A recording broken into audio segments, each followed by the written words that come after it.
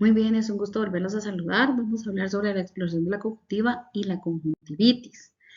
Hablando en sí del capítulo 11, que es la exploración de la conjuntiva, como todos sabemos, la conjuntiva es la capa que pueden ver acá a un lado. No sé si estarán viendo mi cursor en esta grabación, espero que sí. eh, Al lado de la córnea. En sí, esta es una capa mucosa, por eso en la parte microscópica se ve una de sus capas externas mucoide, forma moco, y a veces nosotros le llamamos a eso secreciones o lagañas o cheles, pero es parte de su lubricación.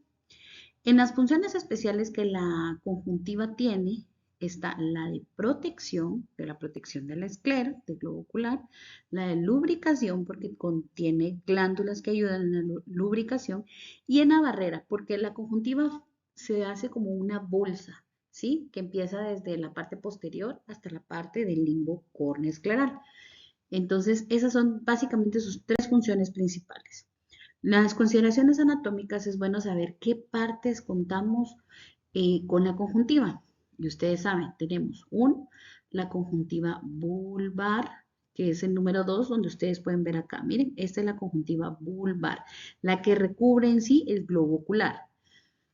Luego en la número 4 tenemos la conjuntiva tarsal o palpebral, que su palabra lo dice, que recubre el tarso, siendo el esqueleto del párpado o el mismo párpado. Por eso su nombre puede ser conjuntiva palpebral o tarsal. También tenemos el número 3, que es el fondo de saco. En el fondo de saco encontramos las glándulas lagrimales accesorias, que estas glándulas accesorias son las glándulas Wolfram y Krauss, ¿sí? En esta parte de acá. Por eso es parte de sus funciones de la lubricación. Y luego esta se adhiere a la córnea, por eso aquí en el número 1 tenemos el limbo corneoescleral o esclerocorneal, ¿ok? Luego en el número 5 que ustedes pueden ver en esta imagen para no dejarla pasar por gusto, es la línea gris. Si se recuerdan, aquí es donde tenemos un cambio de epitelio. Luego tenemos que saber que al microscopio nosotros vamos a ver dos tipos de formas, en la forma externa y en la forma interna. Bien, en sus libros dice que en la conjuntiva externa, que es la que recubre la parte externa de la conjuntiva, encontramos vasos, ¿sí? Vasos, y encontramos también moco, ¿sí? Estas células aquí, por eso es que es una célula, una capa mucoide, ¿sí? En la zona de transición. En comparación con la parte de adentro, con la parte más interna de la conjuntiva, es fibrosa. Es una parte fibrosa y dura, en esta parte de acá. Cuando nosotros lo leemos ya como oftalmólogos, esa parte fibrosa y dura se adhiere a planos más profundos, como el teno, ¿sí? Es el teno. Pero es importante que ustedes solo se aprendan que hay una interna y una externa, siendo la externa la parte de los vasos sanguíneos y la parte del moco, y la interna, que es la fibrosa, que es la que se adhiere a planos más profundos. Muy bien, continuando con el tema, hablamos de la vascularización conjuntival. La vascularización conjuntival, pues los vasos nacen desde el fondo de saco, corren por la conjuntiva vulvar y se adelgazan en la región limbal, ¿sí? No, sí son los que tocan el limbo corneoescleral. En las capas más profundas se anastomosan con la vasculatura epiescleral. Por eso si ustedes recuerdan la anatomía, ¿sí? Si ustedes recuerdan la anatomía, está la conjuntiva, está la epiesclera y está la esclera, ¿sí? Solo para que vayamos recordando, esto es de afuera hacia adentro. Entonces, por eso es que los vasos de la conjuntiva se anastomosan con los vasos epiesclerales. Al examen de la conjuntiva, ustedes que van a estar en un área rural y todavía no sé si todos tienen su oftalmoscopio, podría funcionarles muy bien un pen light o una luz de mano y podrían hacer ustedes estos tipos de eversiones palpebrales. Miren, esta es la conjuntiva donde ustedes solo vierten el párpado, le dicen al paciente que mira hacia arriba y expone mucho más el tarso. Entonces, si yo estuviera presencial con ustedes, les diría que esta conjuntiva se llama esta conjuntiva tarsal o palpebral. Y aquí donde constantemente se ve que está dando agua, ¿sí? Ese es el fondo de saco porque ahí tenemos las glándulas accesorias que se llaman Krauss y Wolfram, ¿ok? Entonces, esta acá se ve como un brillo donde pega la luz, esa es la conjuntiva. Tarsal o palpebral, porque detrás de ella está el tarso que, como se recordarán, es el que le da la forma anatómica al párpado. Entonces, por eso se llama tarsal, porque está encima del tarso. Y de aquí empiezan los vasos conjuntivales, miren, que llegan hasta el limbo. ¿Ok? Luego vertimos el párpado de la parte superior, que es importante que lo hagamos de una forma correcta, tanto estirando las pestañas y con su misma mano, miren, ustedes vierten el párpado superior. Ustedes pueden practicarlo. Acuérdense que hay que practicar para uno saberlo hacer. Y con su pen light vuelven a ver acá todo lo que es la conjuntiva tarsal o palpebral de la parte superior. Que si se dan cuenta, las imágenes que las compañeras habían mencionado el día de hoy no deberían de estar cambiando o tener placas blancas, sino que estamos viendo la anatomía normal, rosadita, vascularizada, del mismo color, adherencia de todos, no hay cicatrices, ¿verdad? Toda la conjuntiva tarsal superior. La conjuntiva también nos ayuda en una respuesta inflamatoria ante estímulos irritativos de diversas índoles, que pueden ser cuerpos extraños, infecciones, golpes, ¿verdad? Alérgicos, traumáticos, y la conjuntiva responde. ¿Cómo puede hacer la respuesta? Poniendo el ojo rojo, activando a que den más esa constante secreción basal de las lagrimales accesorias, junto con la lágrima principal, el lagrimeo y otras cosas por el estilo. La conjuntiva puede ser por causas de virus, de bacteria, alérgenos, agentes irritantes. Puede perder cualquiera de estos, puede activar su respuesta inflamatoria y perder su barrera de protección. Por ejemplo, ante la respuesta inflamatoria, en esta parte de acá, decimos que la conjuntiva puede edematizarse o de esa forma responder como una forma de respuesta inflamatoria. Entonces, además del edema, que va a ocurrir no solo en la conjuntiva tarsal, sino también en la vulvar, el ojo se va a inflamar, se va a poner rojo porque su vasculatura se va a notar más. Y ahí es donde nosotros tenemos que ser muy precavidos con nuestros pacientes y enseñarles que no de cualquier forma se pueden tratar estas inflamaciones, porque ¿cuál es el origen irritativo? ¿Qué es infección, virus? ¿Qué es alergia? O sea que el tipo de ojo rojo que puede estar presentando en la conjuntiva, ya sea vulvar o tarsal, nuestro paciente, debemos diferenciarla para ver qué es el tratamiento que nuestros pacientes necesitan. Entonces, la conjuntiva es una mucosa con células productoras de moco albergadas en la conjuntiva vulvar. Si volvemos a la conjuntiva vulvar, es la que nosotros vemos acá, ¿verdad? Los fondos de saco y el borde libre del párpado también tienen células productoras. Todas estas células tienen diferentes nombres. Ante los estímulos irritativos, estas glándulas se inflaman, secretan moco y pueden dar cuadros de respuestas inflamatorias como el que ustedes están viendo en su pantalla. La vasculatura se pone gruesa, ¿sí? Se molesta el ojo, ¿verdad? Se vuelve de una forma irritativa. Cuando hablamos de la hiperemia mixta, estamos hablando en sí de la combinación del edema junto con la hiperemia conjuntival. O sea, no solo va a haber edema o líquido, sino que también va a estar ingurgitado en los vasos. Y recuerden que la hiperemia conjuntival, el edema, que dan sensación de cuerpo extraño, dan malestar mediante los estímulos a los pares craneales que inervan la conjuntiva, son los signos cardinales de que hay un proceso de conjuntivitis. Lo único que tenemos que saber es el origen, viral, bacteriana, alérgica, en nuestro ojo. Muy bien, Luego, hablando de la flora conjuntival, para terminar el capítulo 11, ¿sí? La flora conjuntival que nosotros tenemos en nuestro ojo debe de mantenerse en un pH normal, como toda capa celular mucoide, ¿sí? Como dice ahí en su pantalla, la flora conjuntival mantiene el pH de la lágrima y los encargados de esto son los difteroides. Los difteroides, estamos hablando de los microorganismos. Cuando este pH se mantiene, se pierde y no se mantiene, podemos ver que hay una ruptura del equilibrio homeostático de la superficie de la conjuntiva. Y esto lo puede ser algo que está tan aledaño a la conjuntiva como es el borde o el margen palpebral.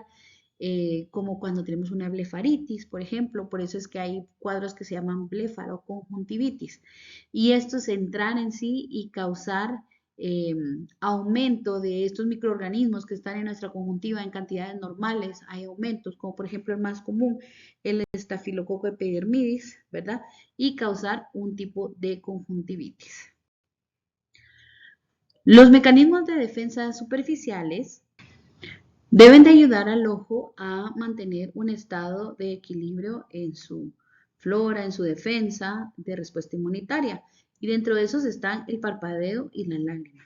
El parpadeo, como bien lo saben, pues al parpadear, él protege el globo ocular, lubrica el globo ocular y eso impide la adhesión de los patógenos sobre la superficie de la conjuntiva y que estos no se multipliquen. También la lágrima contiene una enzima que deben de aprendérsela que se llama lisozima, que esta tiene una actividad bacteriostática. Si estamos hablando de una actividad bacteriostática, estamos diciendo que cuando llega algo que no debe de estar en la conjuntiva, esto es como un vaivón, ¿no? Lo cauteriza o lo neutraliza, sería la palabra correcta, para que no haya sobreestimulación, algún procedimiento de aumento de estos microorganismos en nuestra conjuntiva. Terminando con este capítulo, pues damos inicio a la conjuntivitis. La conjuntivitis, pues realmente como ustedes ya lo vieron, es la pérdida del equilibrio en los puntos naturales o neutrales, mejor dicho, de nuestra conjuntiva. O sea, es una inflamación de nuestra conjuntiva. Esta puede ser de una forma aguda, subaguda y crónica. ¿Y cuáles son los microorganismos más frecuentes causantes de conjuntivitis en general? Estos pueden ser bacterianos, virales, por clamidia, alérgicos, irritaciones ambientales y síndromes mucocutáneos. Vamos a empezar con la conjuntivitis bacteriana. En su página 112 del libro van a encontrar un cuadro que dice diagnóstico diferencial de las conjuntivitis según el tipo de secreción. Esto es muy importante que ustedes lo sepan, porque las secreciones y los bordes de los vasos y la forma como se presenta la conjuntiva, más que todo eso, los bordes de los vasos y las conjuntivas, cómo se presentan, pueden ser muy parecidas entre muchos microorganismos, pero si ustedes aprenden a diferenciar el tipo de secreción, creo que se pueden ir un poco más fácil comprendiendo qué tipo de conjuntivitis es la que ustedes van a tener. Apréndanse ese cuadro, que es el cuadro 12.1, diagnóstico diferencial de las conjuntivitis según el tipo de secreción. Pues hablando de las conjuntivitis bacterianas, realmente este podría ser un diagnóstico de pan nuestro de cada día, sobre todo en la práctica de la medicina general. Pero ustedes deben de diferenciarlas de algunos tipos de conjuntivitis que sí son peligrosas tratarlas como médicos generales. Las conjuntivitis bacterianas no tienen respeto ni de edad, ni de sexo, ni de estatus económico, nada, pueden dar en general, ¿verdad? Pueden tener cualquier huésped, ¿verdad? No nadie exclusivamente, aunque a veces los adultos tenemos un poquito más de precaución de cómo cuidar nuestra limpieza, nuestra forma de dónde ponemos nuestras manos. La fuente de contagio de las conjuntivitis bacterianas puede ser múltiple y variada y con exhaustiva investigación nosotros deberíamos de saber diferenciar o saber diagnosticar cuál es su origen, ¿verdad? Como podrían ser sus orígenes, contacto mano, ojo, por algún tipo de medicamento también, o lo que siempre hemos dicho, ¿verdad? La sobrepoblación de alguno de los microorganismos que ustedes pueden ver en su pantalla.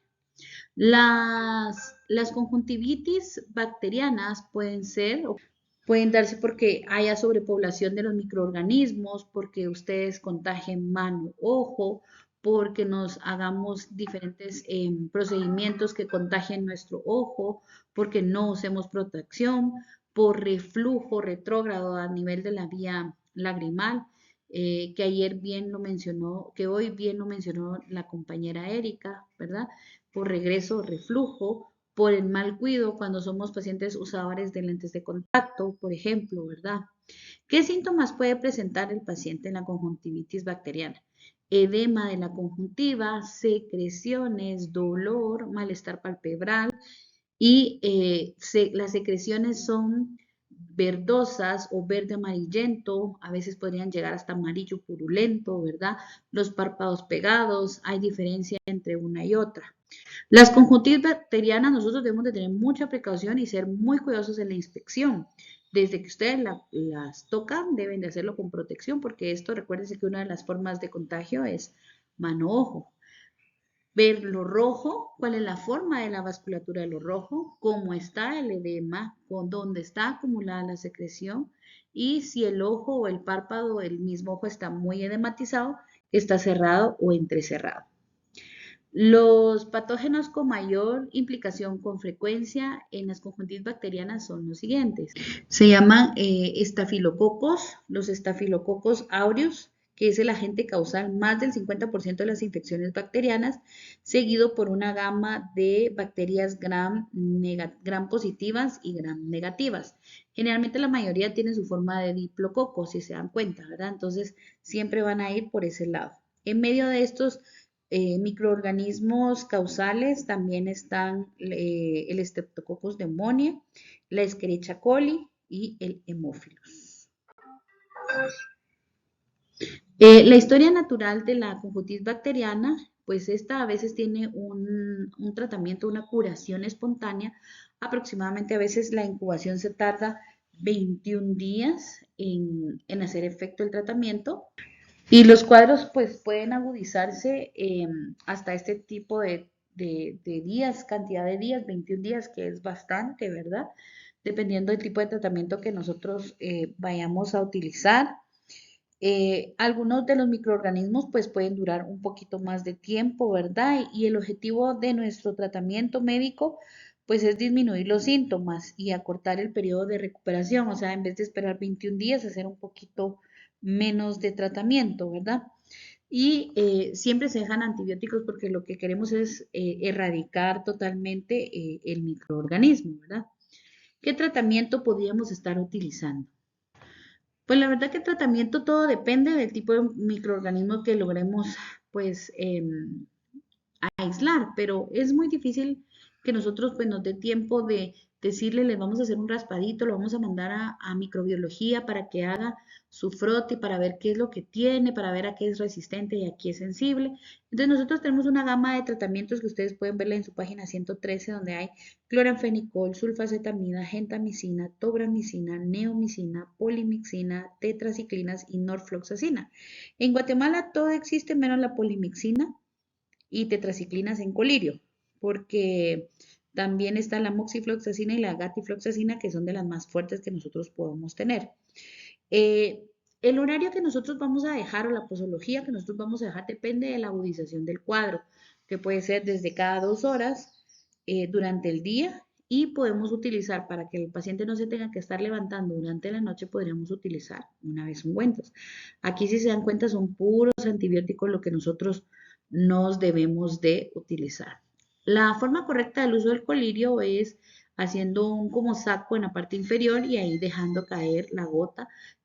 Cerramos el ojo, tapamos el punto lagrimal de aproximadamente 3 a 4 segundos para que haga su efecto necesario. Si vamos a utilizar ungüentos, que es normalmente por la noche, cuando vamos a dormir para no estar despertando a nuestro paciente cada hora, cada 2 horas que se debe aplicar su tratamiento, dejamos el ungüento y de esta forma es que se aplica sin que las puntas toquen los bordes palpebrales, porque si no, estos se van a contaminar.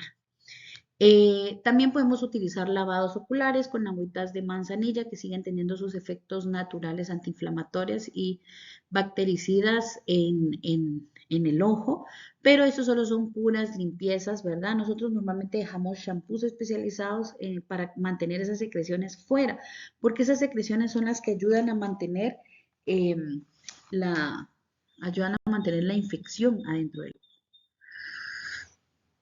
La evolución, dependiendo cómo va a ir evolucionando la conjuntivitis bacteriana, pues ya omitimos todo lo que es el ungüento por la noche, dejamos solo colirios, o si no, dependiendo cómo va avanzando el cuadro, pues podemos dejar ungüentos de noche siempre, los lavados oculares con agüita de manzanilla, o en este caso con shampoo de Bebe Johnson de manzanilla, y colirios durante el día. O tenemos también shampoos especializados, ¿verdad? Deberíamos de investigar siempre las causas de conjuntivitis para ver qué tipo de tratamiento es el que nosotros necesitamos. Una de las preguntas más importantes es que si son eficaces los tratamientos sistémicos para el tratamiento de la conjuntivitis bacteriana. Es una pregunta que yo les haría. Definitivamente que dependiendo del tipo de conjuntivitis, que es por ejemplo, la de clamidia, que vamos a ver más adelante o por inclusión, tiene efecto a nivel del tratamiento sistémico, de lo contrario no. Podríamos utilizarlos para erradicar o disminuir la cantidad de microorganismos más adelante, no en el cuadro agudo, no sería un tratamiento efectivo. Bueno, las conjuntivitis bacterianas pueden tener complicaciones. Dentro de las complicaciones es la blefaroconjuntivitis escamosa o la conjuntivitis crónica. ¿Por qué van a tener esto? Pues que recuérdense que todo lo que es el borde palpebral va a estar alidaño a la conjuntiva palpebral o tarsal. Entonces, estas cosas que están sucediendo a nivel del párpado podrían entrar y acompañar un síndrome de inflamación adentro del ojo. De los microorganismos que podrían causar problemas adentro del ojo, del párpado, está el Staphylococcus aureus, moraxella y Staphylococcus epidermidis. Y esto ya nos podría complicar a las blefaroconjuntivitis. Dependiendo de los estadios, estas se vuelven infecciones crónicas, no son exactamente agudas. Y el paciente puede experimentar un proceso largo de ojo rojo, de borde palpebral rojo. Y algunas veces las mismas poblaciones bacterianas pueden hacer inflamación de las glándulas de meibomio, y al hacer inflamación de las glándulas de meibomio regurgitan el material que sacan las glándulas de meibomio, lo regresa y lo taponean de la parte de arriba y pueden provocar una formación de orzuelos. Muy bien, y recuerden que cuando hablamos de las blefaritis en los problemas de los bordes palpebrales, dijimos que podría ser en combinación con el párpado, así que debe tomarse en cuenta. Acuérdense que las conjuntivitis bacterianas debemos de hacerlas con un diagnóstico junto con el borde palpebral, debemos de evaluarla, no solo ver la parte de adentro del ojo, sino también la parte externa.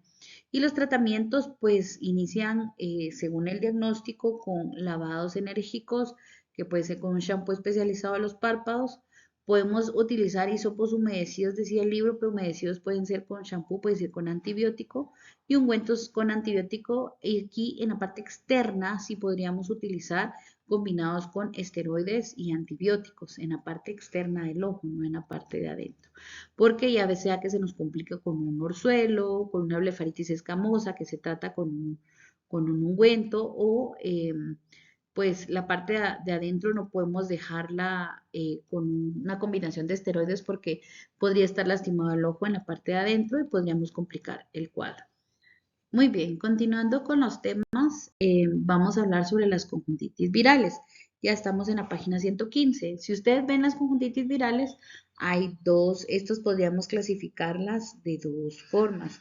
Las que acompañan a los cuadros exantemáticos sistémicos y las que tienen en sí la primoinfección o la infección primaria del ojo asociada con signos y síntomas sistémicos menores notorios.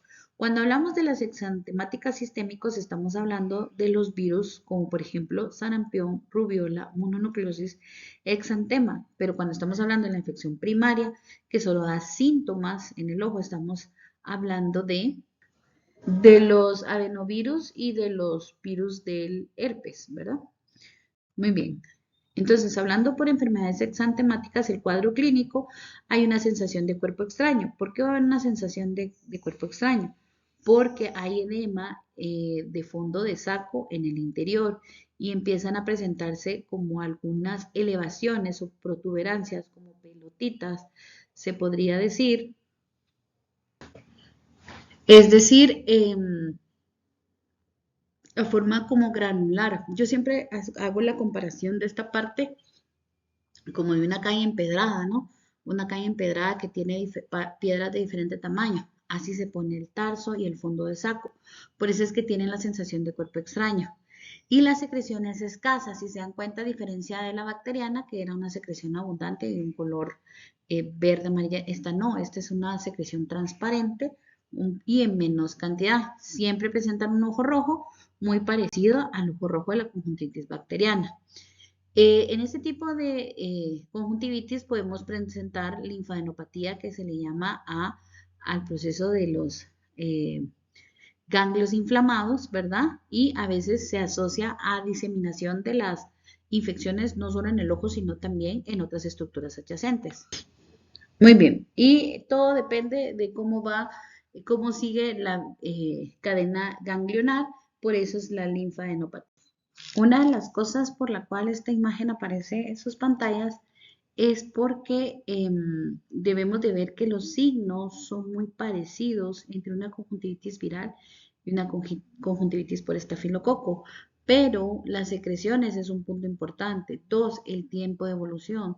3, la sintomatología, porque las conjuntivitis virales tienen signos sistémicos asociados, como la adenopatía de la que hablamos, fiebre, decaimiento, afecciones del aparato respiratorio, visión disminuida por unos infiltrados que sean subepiteliales que pueden ir cediendo poco a poco. Y en estos tipos de tratamiento, aquí en estos tipos de conjuntivitis sí podemos utilizar un tipo de inflamatorio un poquito antiinflamatorio más agresivo. También ven halos alrededor de las luces por estos infiltrados subepiteliales que se están presentando. Este resuelve bastante rápido, resolución en 2 semanas, más o menos, que son 12 a 14 días. Son como una bacteriana que resuelve aproximadamente en 21 días. No hay un medicamento exclusivo, sino que siempre se hace para tratar los síntomas, ¿verdad? Las secreciones son leves, pero siempre es bueno aplicar lavados oculares, vasoconstrictores locales que van a disminuir el rojo de diferente forma, antibióticos que pueden ser en colibrios o en ungüentos, dependiendo lo que vayamos de la forma que lo vayamos a tratar. Luego hablamos de las conjuntivitis por clamidia. Las conjuntivitis por clamidia tenemos 2, la conjuntivitis por inclusión y el tracoma. La conjuntivitis por inclusión, estamos hablando de algo que invade el aparato ya genital, que tenemos los tipos de IK, y el tracoma, que tenemos causado por el clamidia trachomatis tipo A, B y C, son crónicas y pueden producir ceguera. ¿Sí? Nosotros no las tratamos porque no son raras, son bien comunes. La conjuntivitis por inclusión podemos encontrarla en el recién nacido. Hay infección a través del canal del parto en adultos, contacto directo genital, mano, ojo. O sea, esta es la diferencia entre el recién nacido, que es por el canal del parto vaginal, en cambio en adultos puede ser genital, mano, ojo, que normalmente a veces te saludan y fueron al baño y se lavaron las manos, ¿verdad? En la enfermedad genital transmitida es más frecuente del adulto, 1 de cada 300 con afección genital puede desarrollarla. El cuadro clínico es un rojo unilateral, un ojo rojo unilateral. Puede tener malestares como la uretritis y un flujo vaginal anormal. El diagnóstico, pues hay ausencia de respuesta al tratamiento pensando que fuera una viral o fuera una bacteriana, no hay mejora.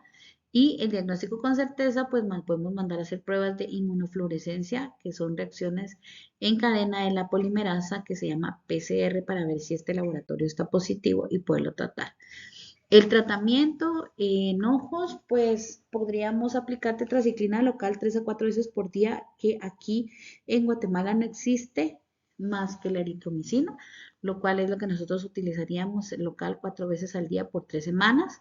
La terapéutica sintomática para el ojo rojo, ¿verdad? Y la limpieza.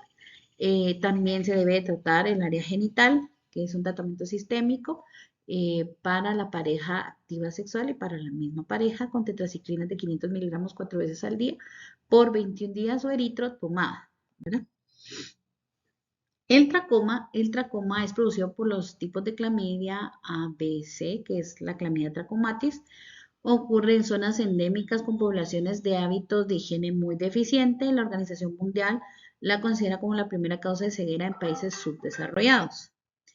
Allí sí vamos a tener cambios a nivel de los tarsos. Es bien clásico que toda el área de vasculatura se vea como blanca, ¿sí?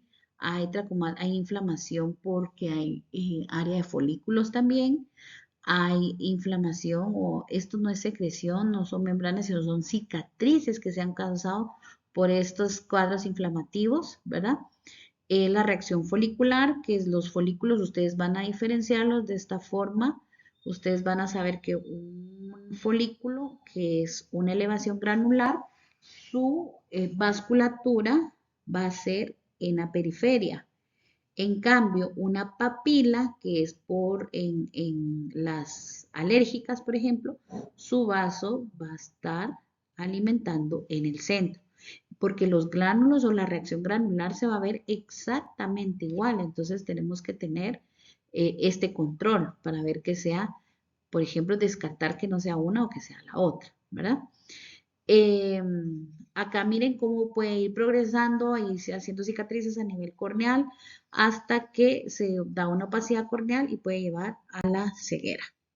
Luego tenemos las conjuntivitis alérgicas, que estas pues es una serie de fenómenos alérgicos por exposición al alérgeno. Los más notorios son la primaveral, la fiebre del heno y la dermatoconjuntivitis alérgica. En la primaveral, estamos hablando de una época de clima ya de calor, ¿verdad? Que es producto de la inflamación crónica y recurrente de la conjuntiva tarsal superior.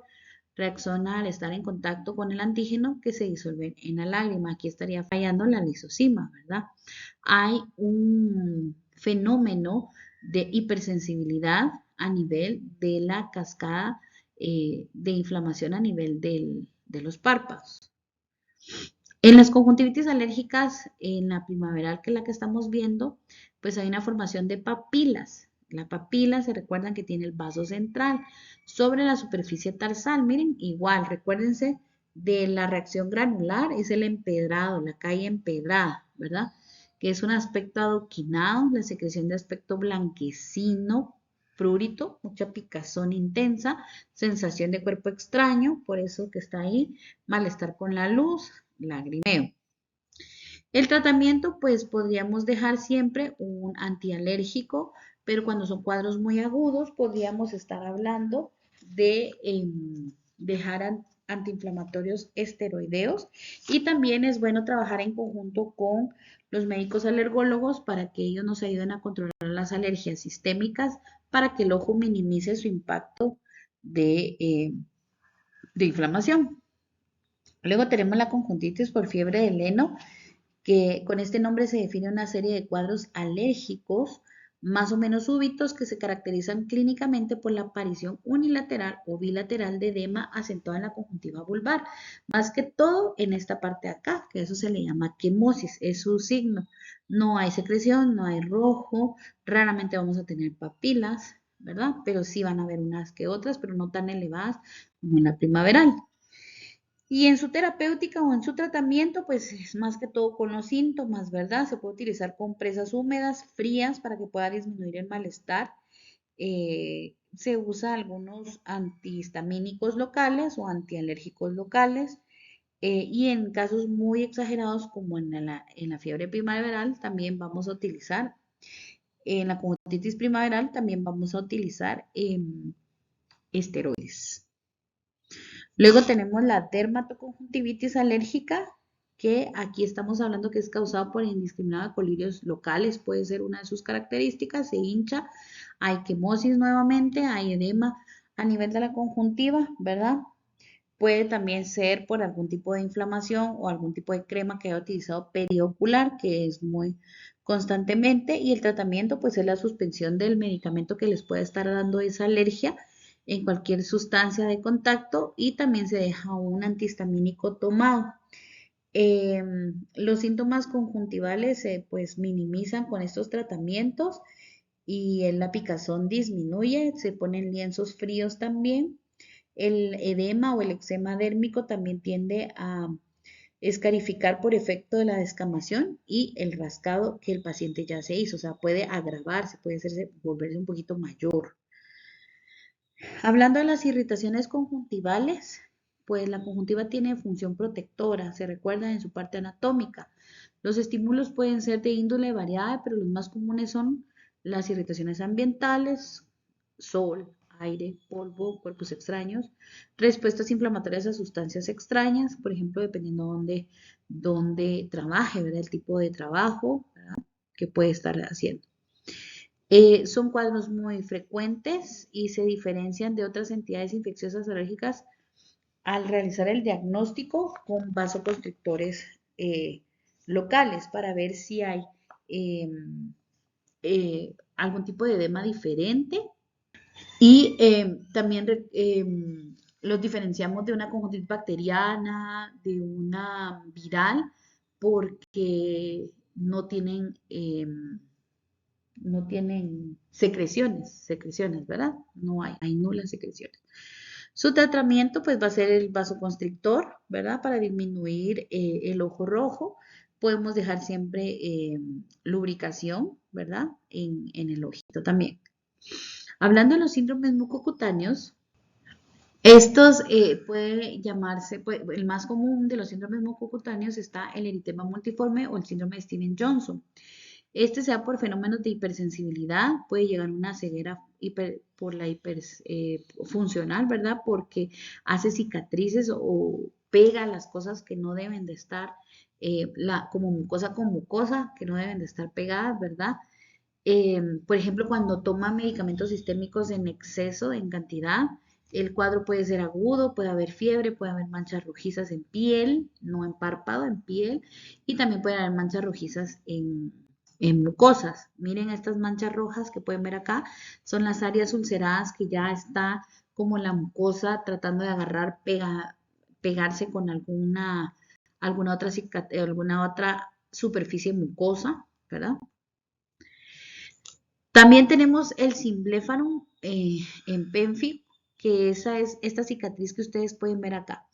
Esta quiere decir que la conjuntiva tarsal o palpebral no tuvo que haberse adherido a la vulvar. Ella tiene que estar en su lugar, pero hizo unas cicatrices que se adherieron a la vulvar. A eso se le llama el pénfigo. El cimbléfano también se llaman a estas cicatrices que causa la conjuntiva tarsal con la vulvar que se pegan. En el proceso, esta se da por oclusión de las glándulas lagrimales principales porque no hay lubricación, ¿verdad? Y las accesorias que son las que dan la constante humedad, no hay, o sea, el ambiente está seco, árido, como un desierto. En el proceso ulcerativo, las glándulas productoras de moco se destruyen, la córnea se ulcera, el fenómeno de cicatrices de la conjuntiva puede ser hasta bilateral y se empeora, y estos pacientes pues llegan a tener un ojo seco severo, totalmente a deshacer la córnea, ya no hay. Una de las preguntas es importante que si se puedan hacer un trasplante de córnea, pues realmente como el problema es en general de sus mucosas, él no va a responder al 100%.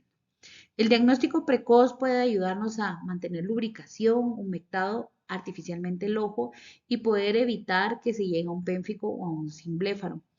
Debemos de evitar la oclusión palpebral o el cierre palpebral porque necesitamos que éste esté lubricando constantemente.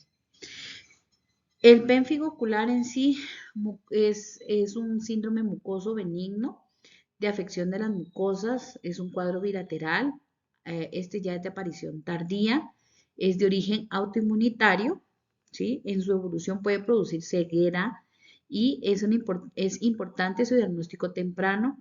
Ante la sospecha de pénfigo, nosotros debemos de empezar el tratamiento de lubricación antes de evitar de que se llegue a esta cicatrización o fibrosado el ojo para que ya no haya ningún tipo de visión. Debemos de evitarlo.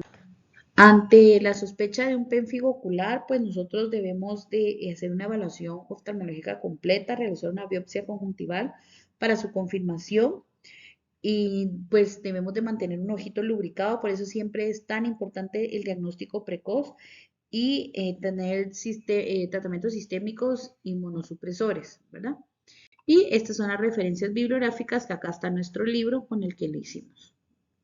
Les dejo la clase, espero que les pueda servir y luego vemos también el de recién nacidos.